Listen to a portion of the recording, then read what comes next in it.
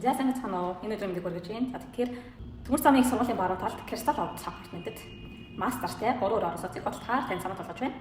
За талбай хэмжээний тухайд гэх юм бол 94 м квадрат байгаа. Зүүн зүг рүү харсан цонхнуудтай. Тэгээд дундад бохортой байгаа байр. Хамтдаа явж зохион байгуулалттай танилцгаая.